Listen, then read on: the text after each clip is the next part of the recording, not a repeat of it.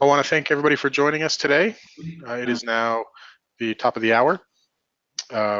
We want to just at the outset. We're gonna wait just 1 or 2 minutes to really get going to allow anybody else to come in. Sometimes the technology, it takes them a second to load everything, so we'll wait just a minute or two for that. But I want to just state at the outset for anybody here listening before the actual start of the webinar, we really want this to be an interactive process and presentation. So feel free to ask us questions. This is definitely a panelist discussion with us. We would like to involve you as though you were here with us enjoying the discussion. So feel free to use the GoToWebinar control panel. There is a chat function there. Please feel free to use that and type us in any questions. And in about 60 seconds or so, we will get going full bore.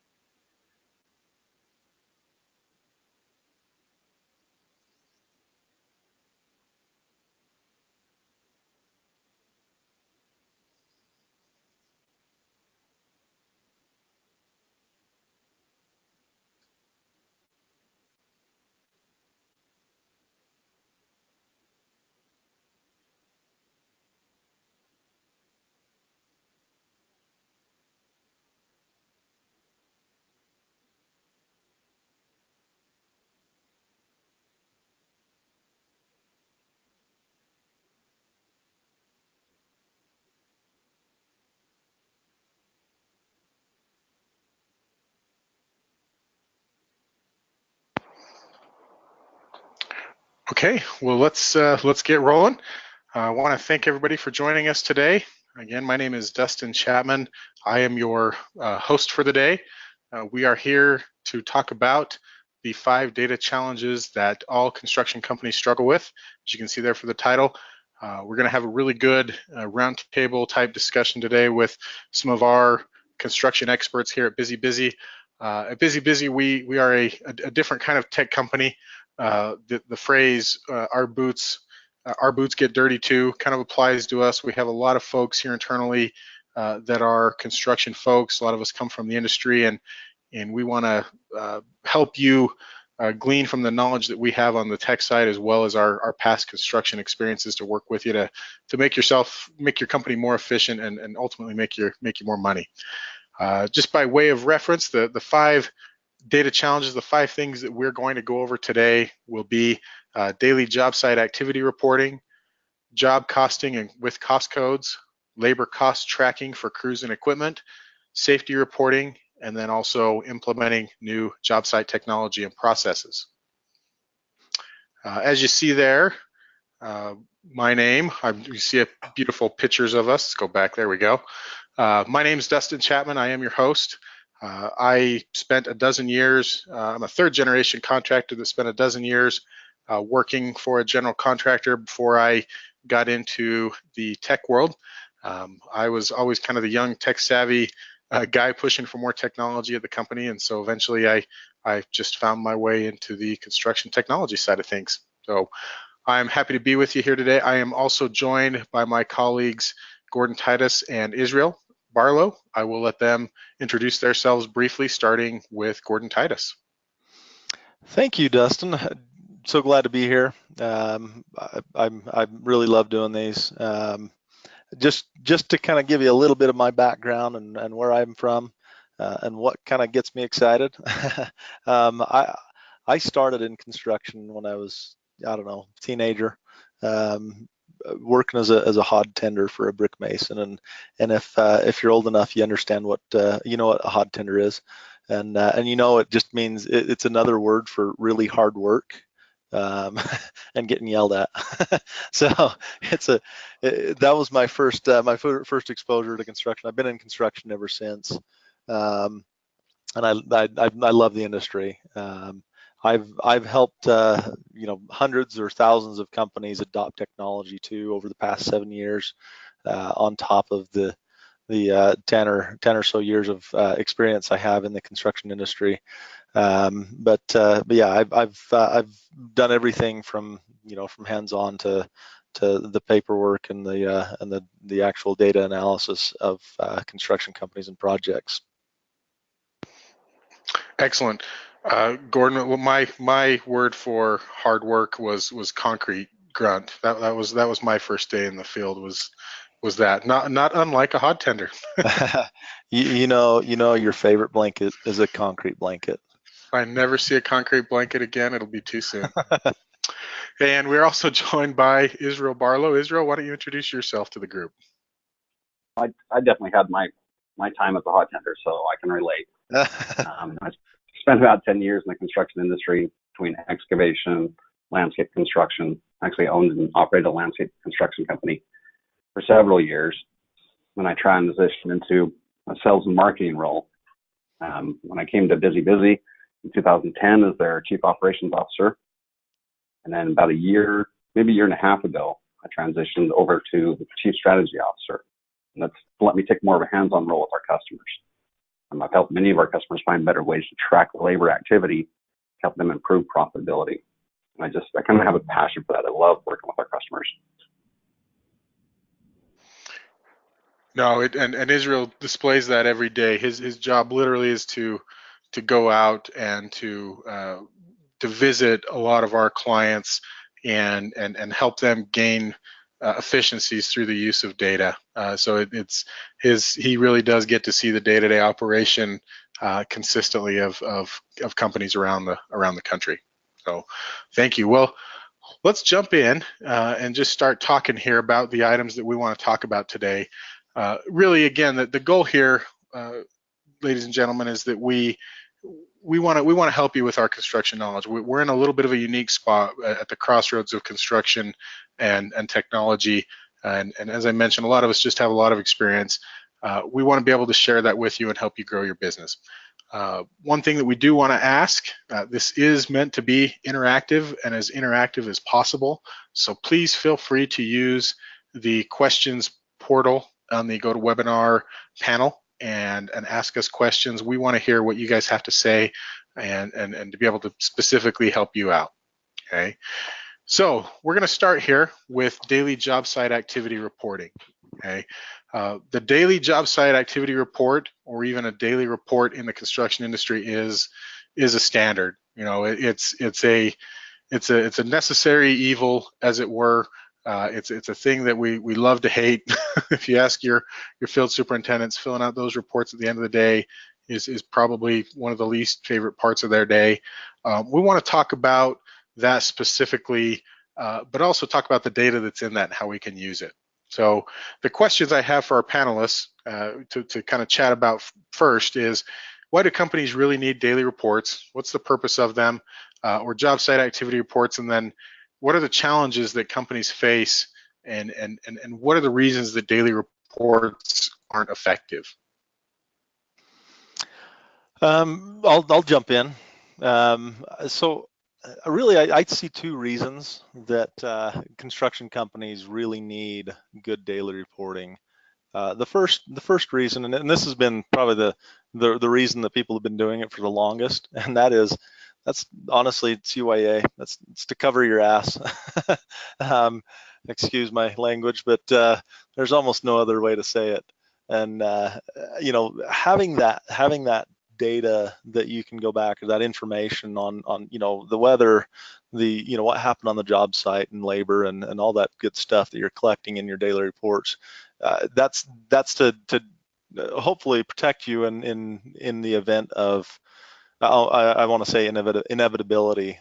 In the industry, it's almost inevitable that you're going to end up in some kind of dispute, whether it's pre-litigation or you end up in an actual litigation over a project, and that having those daily reports can make all the difference, and they can save you from a lot of money lost and a lot of heartache.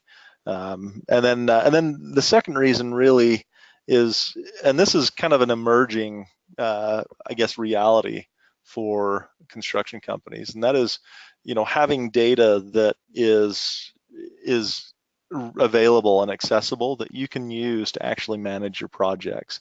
I know a lot of project managers. They'll do their best to review the daily reports.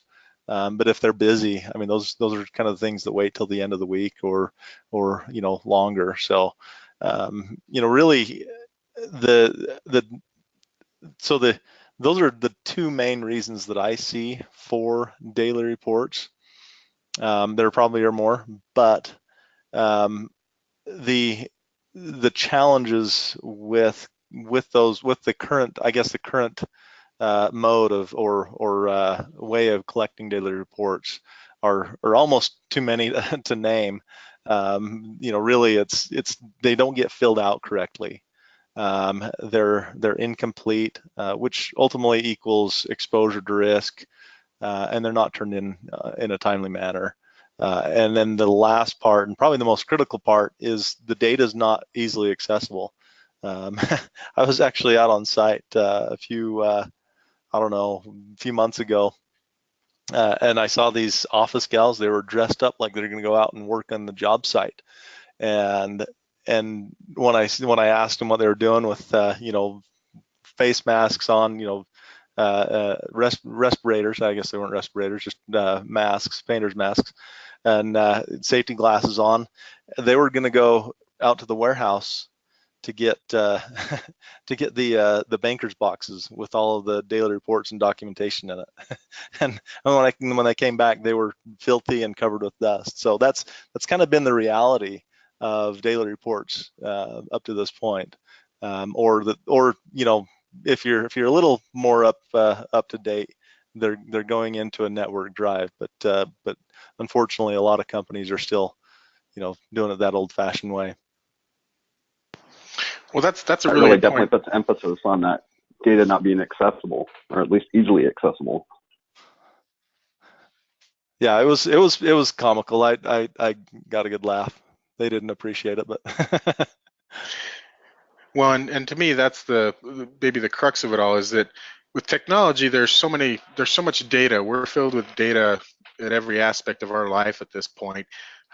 Daily reports and daily reporting in general still tends to be that thing that we maybe rely on, and like you said, Gordon, to go back and prove something for a change order, go back and prove something to resolve a conflict, or to prove who was there on site that day, whatever that may be. But there's so much data there that there's no reason that shouldn't be used for more. I mean, to me, that's the kind of the crux of the problem, is that you're gathering a lot of data from your guys, but you're using it almost strictly in a CYA sense. You're not, nobody uses it, or few people use it to learn from it, and to use the data to actually optimize what they're doing. And a lot of the reason is because it is paper most of the time, or even a digital PDF or something like that. But there's no database going into that daily report. And I think it's also mainly being collected just from the PM, not from the actual crew members. So I think we're not getting the accurate daily reports we need to get in. Oh, that's a good point. And there's so much potential and it really speaks to the accuracy of it. You've got one guy, a superintendent or a foreman or a project manager. Well, he can only be in so many places and see only so many things. But if you have more eyes and more ears and people providing input for daily reports, that's huge. Yeah, this reminds me. A few years ago, I had the opportunity to go visit the Dallas Cowboys training facility in Dallas, Texas. I was there on that site one day, and was helping companies with daily reports. A few clients that we had on that project, and the thing that struck me was just the sheer amount of data that they were gathering. In that particular project, every subcontractor on the job had to submit, a daily summary of work to the general contractor, in order for them to compile a master daily report. Now, you think about that. Think about how much data is or isn't being used when you do that. You know, they're just gathering a lot of stuff that's just there to be there in case something happens. In our world, and in BusyBusy's world, we think that data should be an active part of managing your business, not necessarily a CYA type feature. You know, there's just too much of it there to not use it. And that was the main impression I got as we toured that job, was just that there's so many more ways to gather that data and to use it than what they were. It was a massive job site. Yeah. So Israel, here's a question for you. I mean, you get to travel around the country and see a lot of our clients using this and using the data that we can provide to get really good, you know, job site activity reporting. How can we solve some of the, in your opinion, some of the problems that we are gathering with daily reporting? Well, Dustin, the goal is not to just use daily reports to cover your ass.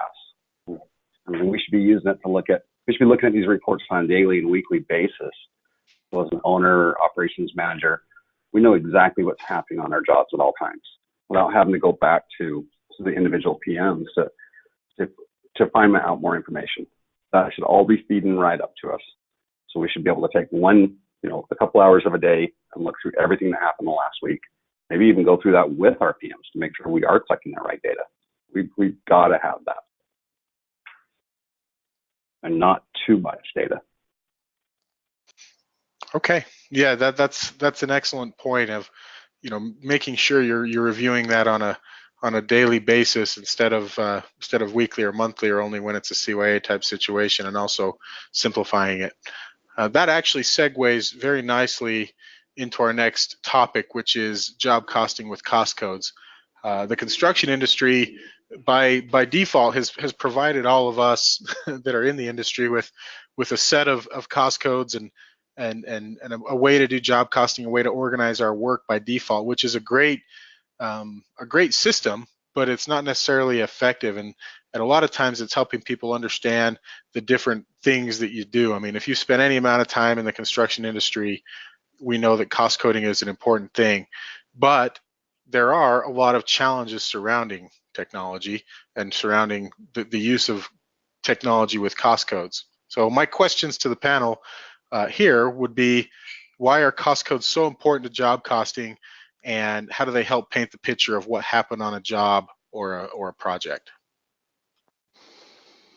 So really, the way that I look at job costing is, you know, a project, a lot of people, they see a project go up and they don't see all the nuts and bolts and all the little intricacies of actually building a project. But the reality for a project, for a construction company, is that they have to manage all these little intricate parts of a big project, and it's complicated. It's really complex, and it's really job costing and using cost codes allows you to get the story that doesn't really get conveyed oftentimes to to people that are just watching a project from the outside. It allows you to take something very complex and break it down into little bite-sized chunks that you can manage, that you can learn from, and really know, where are we doing well and where are we not. And the challenges that we see with with job costing and cost codes is, one, people oftentimes don't know how to use them, but also there's a lot of data, like Israel said. It's a tremendous amount of data that people have to filter through and have to kind of wrap their heads around. And oftentimes it's a monthly process for most people to gather that data, to kind of filter through it, make sure it's accurate, and then finally you have you're comfortable enough to go sit in that owner's meeting, or your job cost review, and actually answer questions about the budgets and the project. But that lack of timeliness of that data around job costing, and also just the lack of data. If you're not collecting them from the field, you're not telling the whole story around how much it's actually costing you to do these things or these different aspects of a project. So, having it be timely is needs to be a priority. So would either of you say that there's an intimidation factor that goes along with proper job costing? Absolutely. I think a lot of times we're trying to use these industry standard cost codes, and there's just so many. And a lot of times, either at the end of the day or the end of the week, when we're entering that information in against the job and against what everybody's completed, we're guessing through a lot of those. There's not a clear picture, and trying to sort through all that and get the proper cost code in there. I think using these industry standard ones have just gotten a little out of control. And I think it works really well for the industry. The CSI master format, it works really well, which is the Construction Specification Institute. It's the one that if you've done commercial construction, you're probably familiar with. Those cost codes, they're very detailed, and they're great because they correspond with the spec book, right? But the challenge that we see oftentimes when we're working with companies that are just getting started with job costing and cost codes, or companies that are trying to use them but aren't using them appropriately, the challenge is they get overwhelmed by it, and they don't have the resources that some of these bigger companies and these bigger projects have to actually spend to do the job costing. I worked a few years ago with on doing a little bit of consulting on the World Trade Center project, and it was amazing for such a giant company. You'd think that they'd have the best of everything so far, but the construction company that was building the project, they were still using spreadsheets. But the amount of resources that it required to do the job costing on that project was insane. It was crazy, and the spreadsheets were outrageously massive, and it'd take minutes to load a single spreadsheet. That type of detail, not everybody needs that. And not everybody has the resources to do that. So typically, if I'm working with a new company, and I've worked with a lot of companies that are just getting going in job costing, a lot of times what I'll do is I'll say, okay, let's make it simple. Let's break it down to what you guys do. If you advertise, if you're a drywaller and you advertise that you do Venetian plaster, drywall, steel stud framing, and whatever else you do.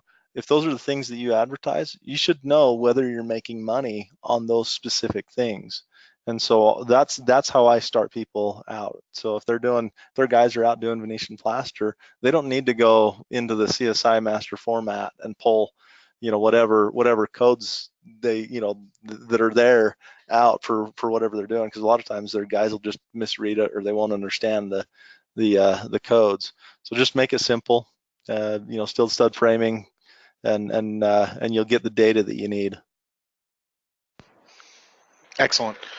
So, Israel, I know this is somewhere where you have a particular level of expertise. Again, getting to travel around the country. I mean, how do you see companies use cost codes for their job costing, especially the labor costing part of it? I mean, what could you recommend to folks looking to get into that or looking to optimize that in their company?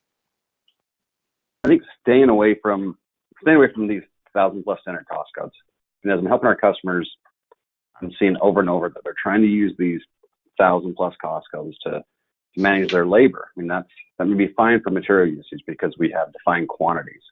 But for labor, it just doesn't work. It's too confusing for them. Labor cost codes need to be simple. Otherwise, your team's just guessing 90% of the time. And find ways to reduce your labor cost codes to a simple 20 to 30 per division. I mean, if you're a larger company and you have excavation going on, concrete going on, I mean, tone it down for them. Give them something simple they can use so you can get accurate data back in. Excellent. And I think that's to just to build off that point. Um, so many times, I mean, the thing we have to realize here is the end user is important. I mean, those guys out in the field, they can give us so much good, rich data. I mean, we every person almost in this world now is walking around with a computer attached to their hip, right, or in their front pocket or wherever it may be. I mean, it's we have computers that are many, many, many more times powerful than the computers that sent us to the moon on our person at every point of every day. And now most people understand how to use them. It's a great way, a great tool to be able to get that data from them. That's So one of my favorite. That's one of my favorite comparisons, by the way.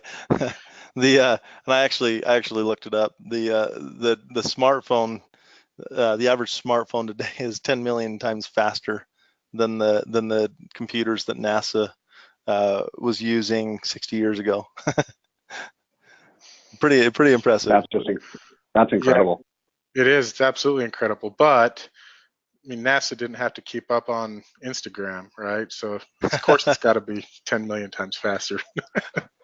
That's Well, right. let's transition on to our next topic because it segues right into that. Um, let's talk about labor cost tracking for crews and equipment because that's really the meat of it. I mean, job costing and cost codes are extremely important, and understanding what that is and getting it set up for your company is excellent. Let's talk specifically about how you can do that with the labor cost tracking for your crews and your equipment. You know, one of the areas that gets really hairy, specifically in this regard, is change orders. It's tracking the costs out on the site. It's understanding overages and extras. My question to the panel is this: is how would a job site technology, specifically technology like time tracking products, or I guess I will term them data gathering products. How do those solve the challenges that we have in getting labor cost tracking for your crews and your equipment? So so getting the change order, an accurate, I guess, portrayal of change orders has been a bane of most project managers' existence. That the change orders can kill you, but also they hurt a project, and it can be understated. Not only are you having to increase the scope of a project and change perhaps the schedule, but you actually don't realize until you start to sign change orders on a project how much the friction and how much how much momentum you can lose as a result of a change order. And so it makes the necessity, or I guess the importance of gathering accurate change order data that much more important. You need to be able to walk into that meeting, change order negotiation, with the confidence and the data to back you up when you go to ask to get paid for that change order. And the being able to collect that data directly from the site, or and the workers, makes it so that you can go into that meeting and have the confidence to go get paid, rather than trying to just guess. And oftentimes what ends up happening, and why it hurts a project so much, is people want to make sure they're covered, and all the way from the subcontractor, all the way to the general contractor, they want to be covered, so they'll pad the change orders. It's a common practice, and it hurts the project.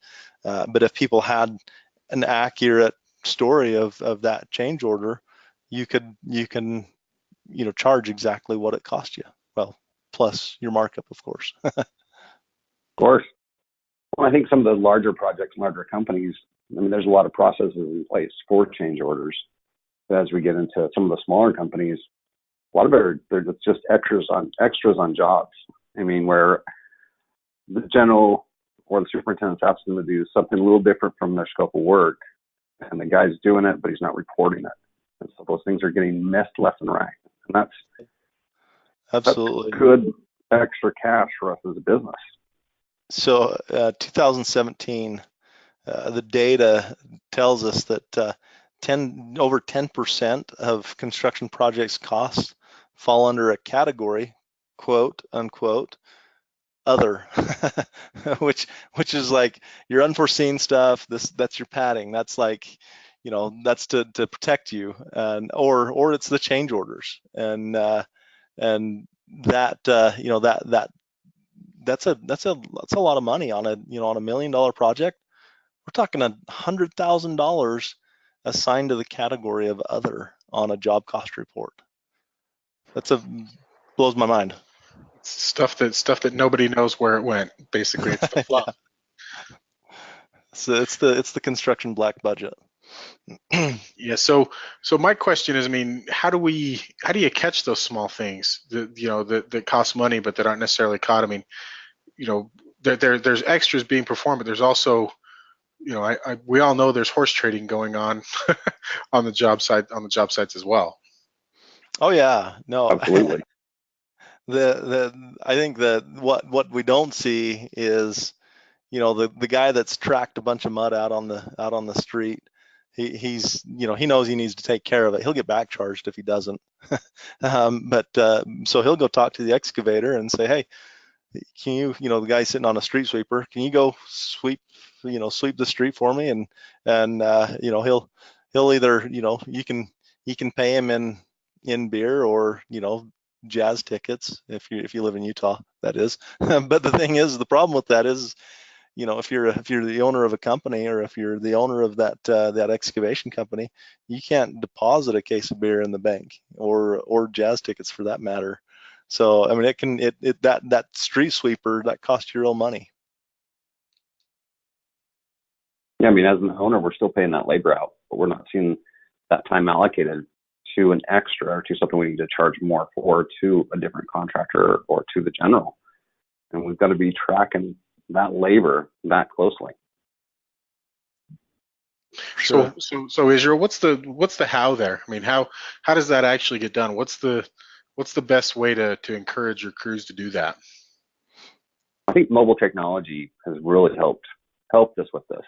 I mean, you can leverage your entire team to collect small amounts of information and give you that data you need to know if there's change orders or extras that are getting missed.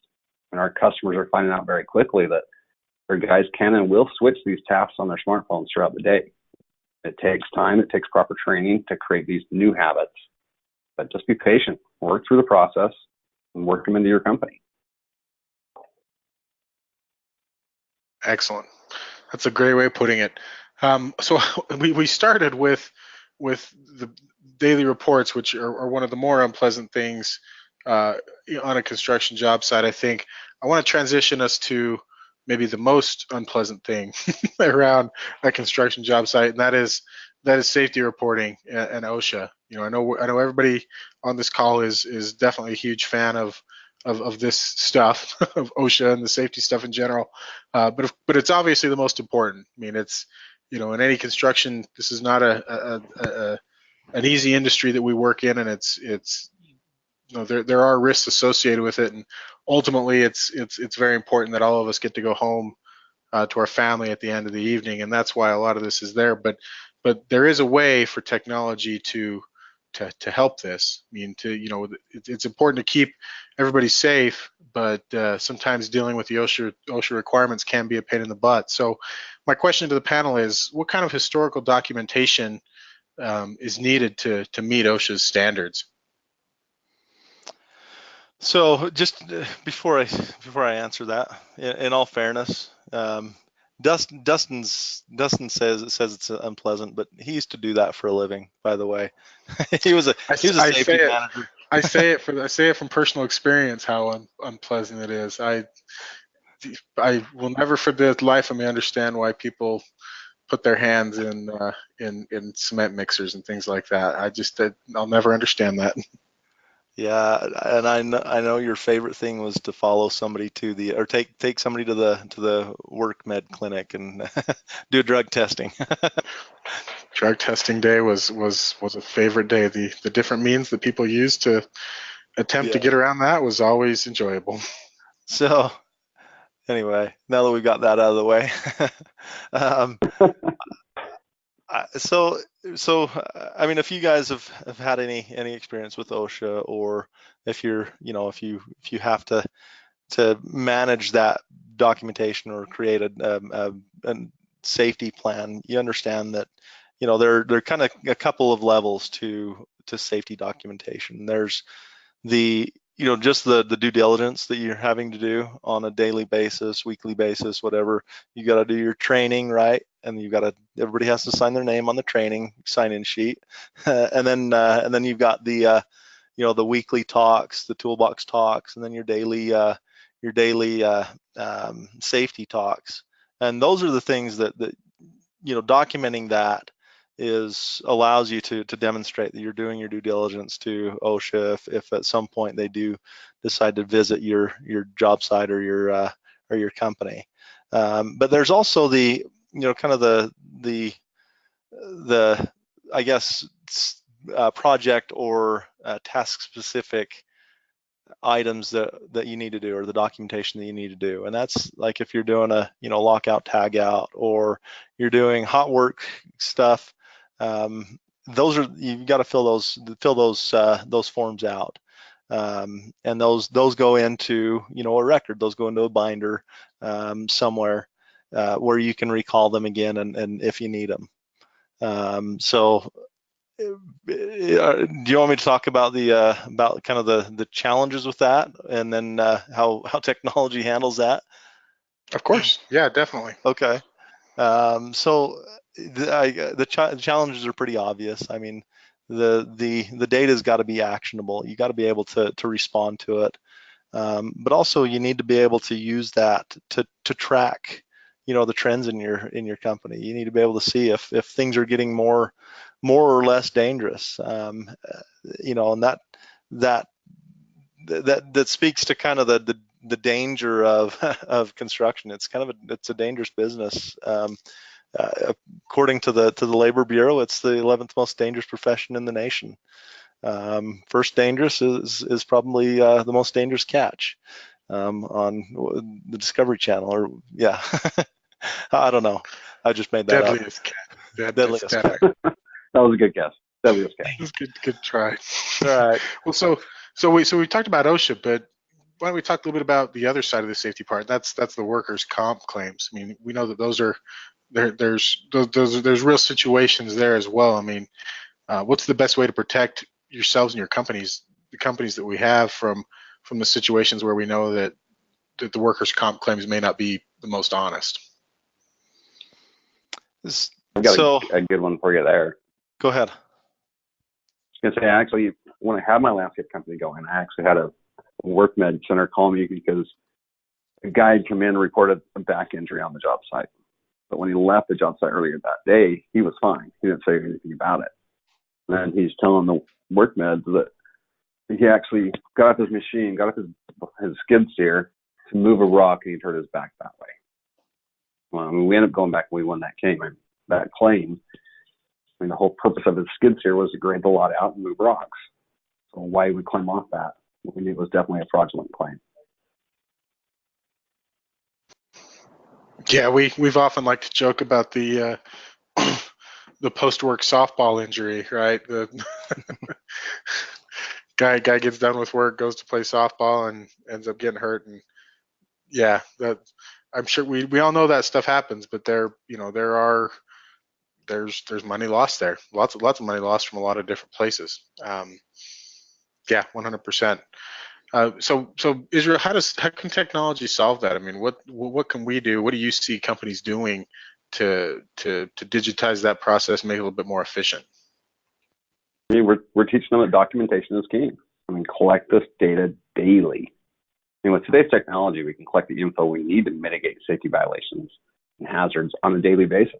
We've got to stay current with it.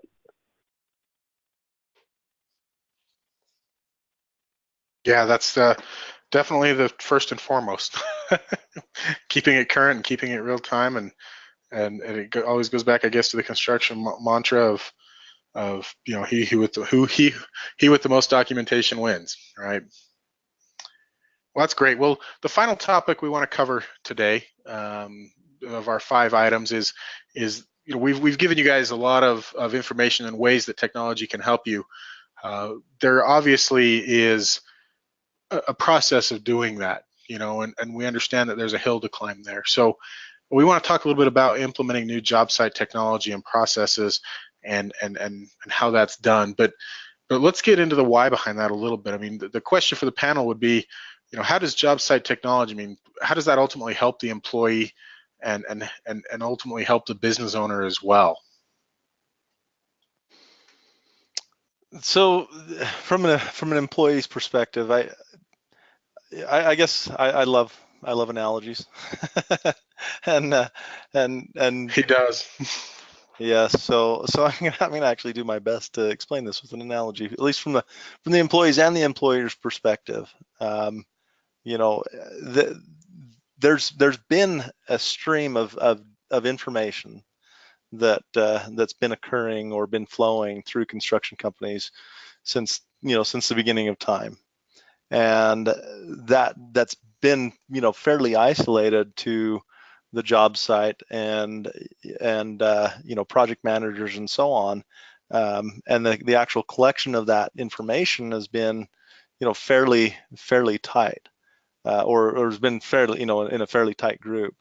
But the beauty of the technology that we have today and in collecting that data means that that river of data that's been flowing, no longer do you have to carry the water from the river out to the field and then from the field back to the river. You've essentially brought the river of data to the guys out in the field and then to the office, and everybody's connected that way.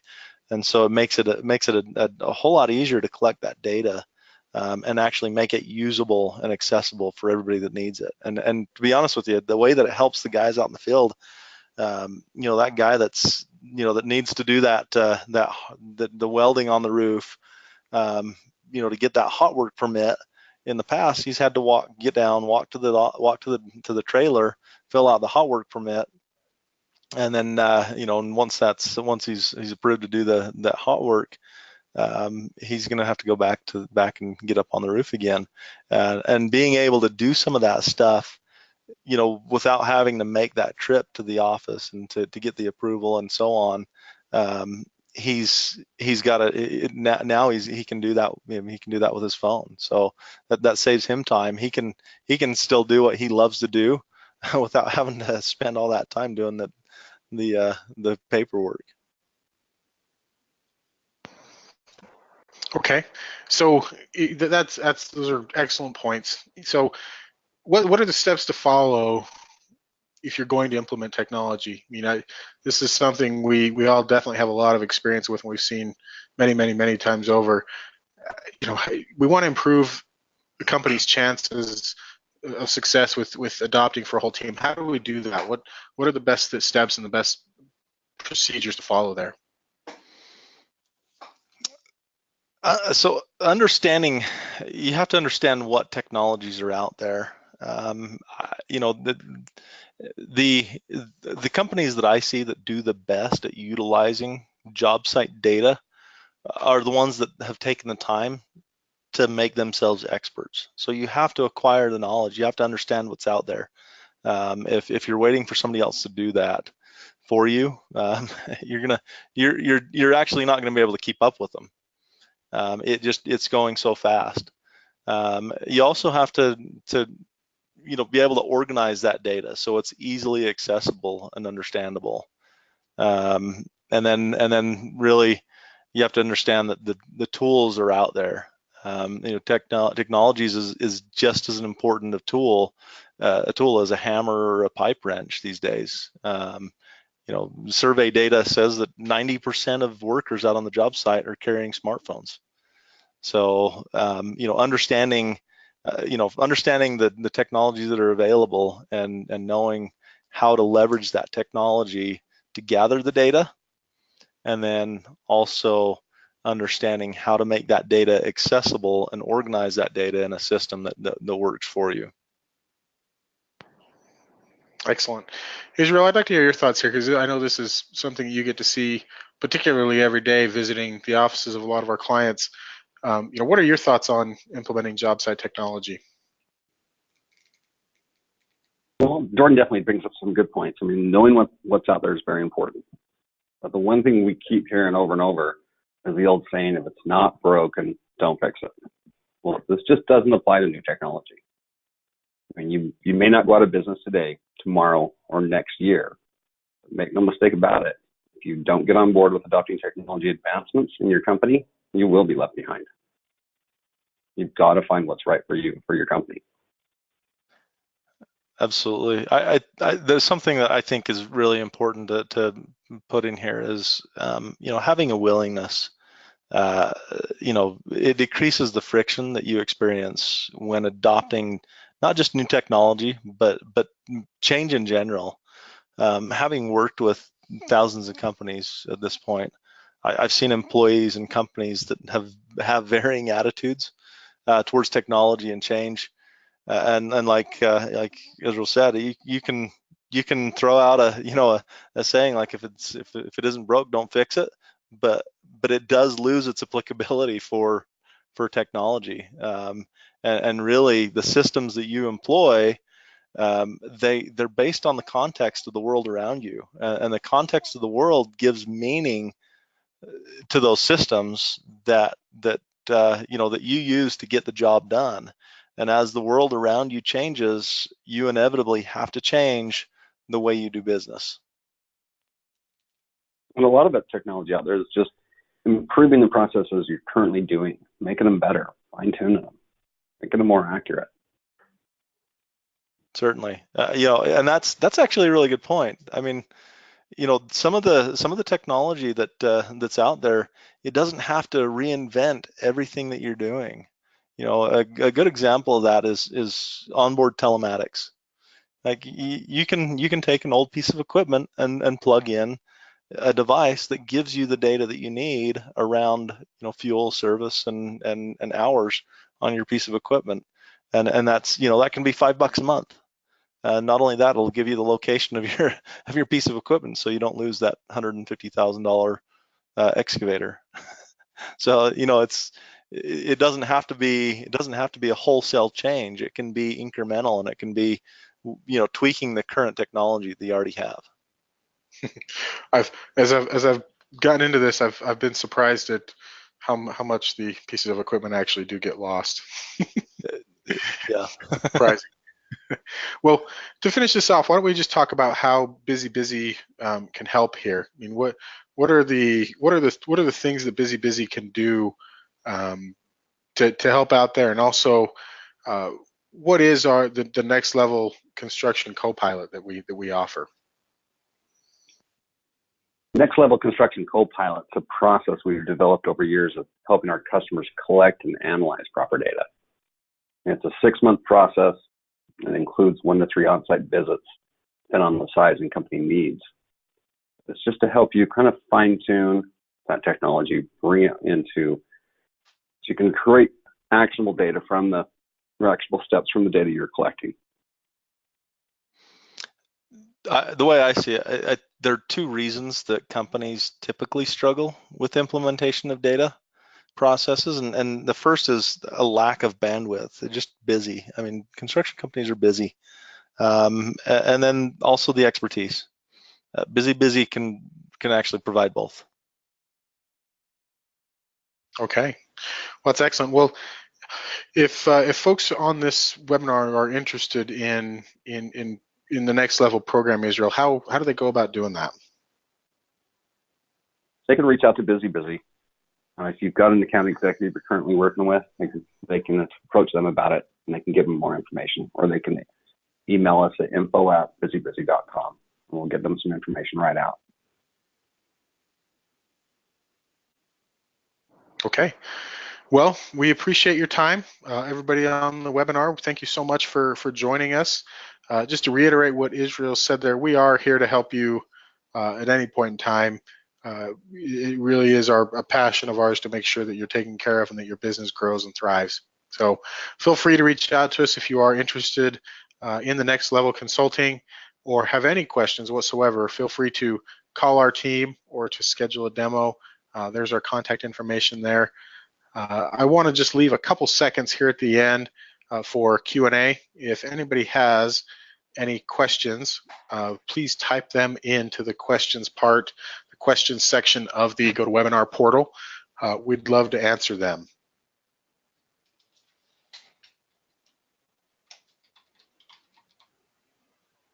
And we'll give just a second in case anybody's anybody's typing those questions.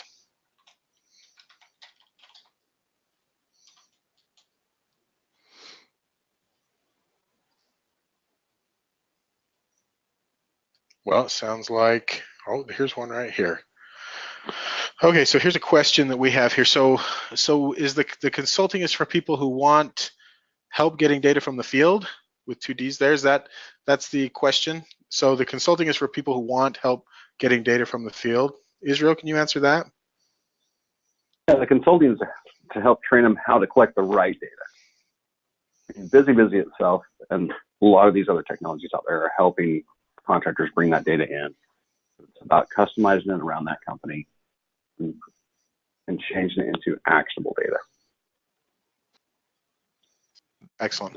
There is a real challenge with data, and I just to you know give Israel props here, man. He's done a fantastic job of working with our clients to help them understand the data, and one of the things that we hear is we're collecting so much more data, and people just need help understanding how to deal with that data. Yeah, I think the story of the 21st century, at least of our century going forward, is going to be, and you've seen it in numerous aspects, just how do you deal with the massive amounts of data that are collected today? In construction, we obviously need to get to work collecting that data, but then of course Israel is there to help you understand what to do with it once you have it in your possession. So it's helpful sometimes to have a co-pilot that kind of steps back, that's not in your business, that can just look at your business and look at how you're collecting things and what you're doing with that data and give you that objective view on it. of course, understandable. Well, I do not see any other questions, so we will get everybody out of here a couple minutes early. I know people hate it when we get you out of meetings early, so we will just give you a thank you. We're very happy. Thank you so much for spending some time with us. It really is our passion to make sure that your business grows and thrives. Please let us know what we can do to help, and wherever you are, I hope you have a good afternoon. Take care, everybody. Thanks, Dustin. Thanks, Gordon. Thank you.